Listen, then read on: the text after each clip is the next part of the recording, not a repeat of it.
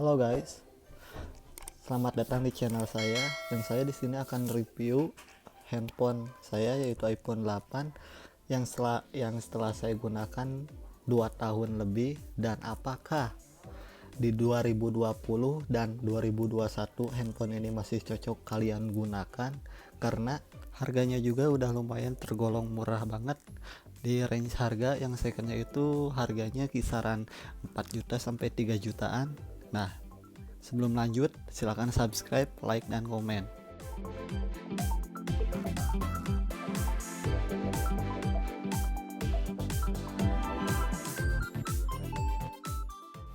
Untuk ukuran bodi, handphone ini itu tergolong sangat kecil dan sangat nyaman bila mana penggunaan satu tangan. Nah, untuk kalian yang mencari handphone kecil tapi performa bagus, ini sangat cocok. Karena kalau handphone keluaran tahun sekarang itu rata-rata layarnya itu sangat besar banget.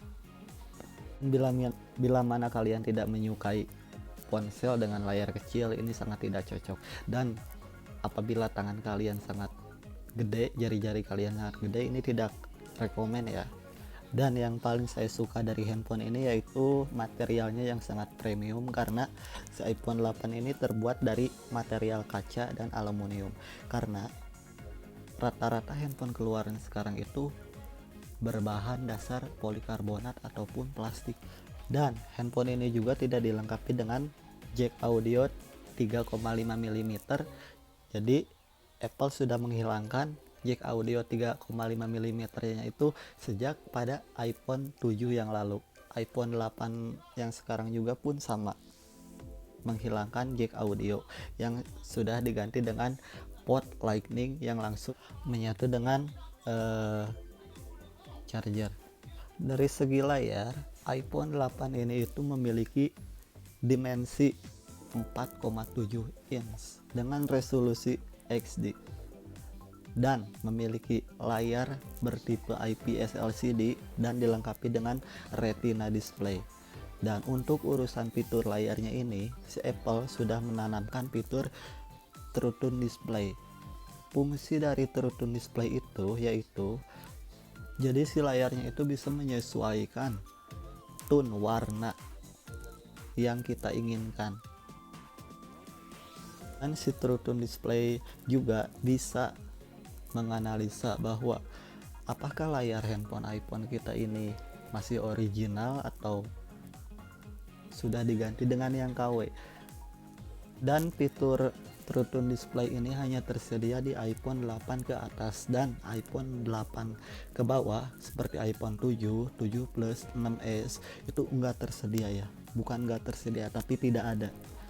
Nah, bila mana kalian bertanya-tanya, kok resolusinya cuman XD sih, resolusinya cuman 720 sih, ini beda bro, ini Apple. Jadi kualitas layar Apple itu meskipun resolusinya XD itu bisa disandingkan dengan layar-layar Full HD handphone lain. Nah, pengalaman saya setelah penggunaan 2 tahun, saya tidak bermasalah dengan resolusi layarnya. Baik itu ketika saya main game, nonton video, atau sosial media, itu aman-aman aja ya. Jadi bila mana kalian mikir, oh sayang resolusinya masih XD, tenang aja. iPhone terbaru yaitu iPhone 11 juga dia resolusinya masih XD dan bertipe layar sama yaitu LCD, IPS LCD. Nah, untuk dari segi RAM, si iPhone 8 ini juga udah memiliki RAM berkapasitas 2 GB dan juga udah terpasang CPU Apple A11 Bionic dengan pabrikasi 10 nanometer dan juga dilengkapi dengan GPU Apple dengan kapasitas RAM 2 GB. iPhone 8 ini itu udah mumpuni untuk menjalankan aplikasi-aplikasi berat maupun game berat.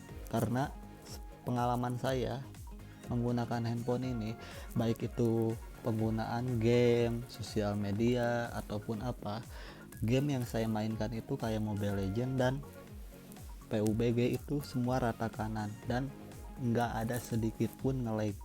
Meskipun RAM 2 GB di iPhone ini semuanya lancar karena software hardware iPhone itu paling stabil. Jadi iPhone itu tidak memerlukan RAM gede-gede, nggak kayak seperti Android. Kalau Android minimal itu RAM-nya 4, RAM 4, RAM 6 itu baru bisa menjalankan semua aplikasi dengan mulus. Kalau iPhone RAM 2 GB, 3 GB itu udah cukup karena iOS di iPhone, sistem operasi di iPhone itu sangat stabil, beda dengan Android. Jadi iPhone itu tidak memerlukan banyak RAM.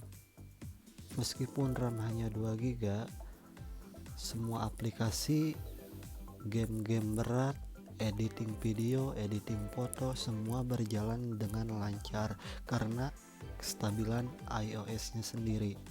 Nah, sekarang kita bahas kamera.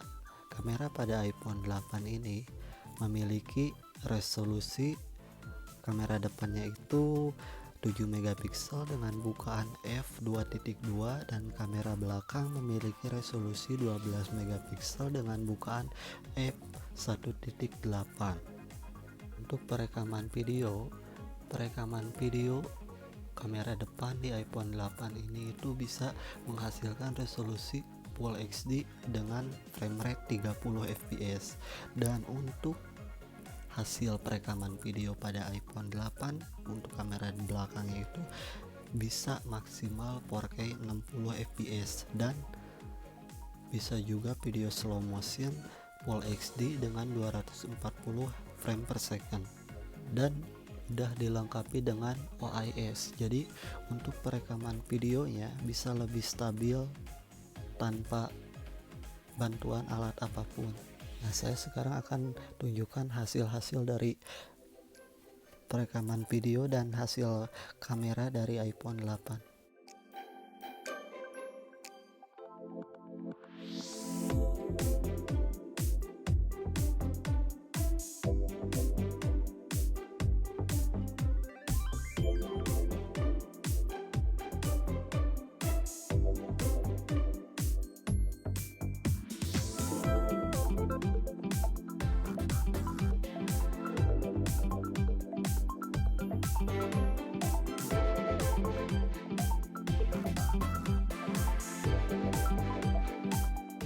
Nah, untuk kelebihan lainnya, si iPhone 8 ini itu memiliki sertifikat IP67.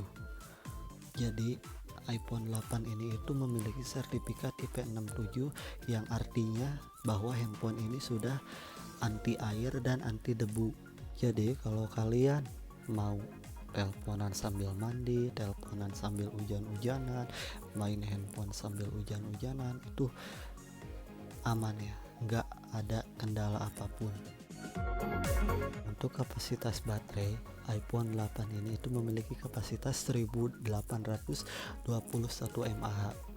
Terbilang kecil untuk handphone di tahun 2020 ini. Saya ngecas itu rata-rata per hari 2 kali sehari. Itu untuk pemakaian sosial media, YouTube dan game. Untuk kalau pemakaian full game, saya bisa ngecas 4 kali sampai 5 kali ngecas kalau untuk pemakaian full game ya. Tapi kalau buat pemakaian sehari-hari kayak chatting, sosial media, foto-foto, itu sekali ngecas atau 2 kali ngecas udah cukup. Jadi untuk masalah daya tahan baterai ini lumayan cocok buat kalian.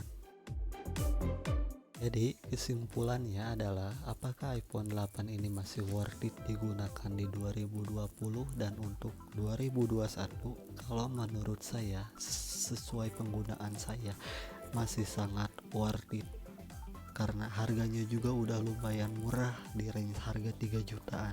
Sangat worth it. Terima kasih.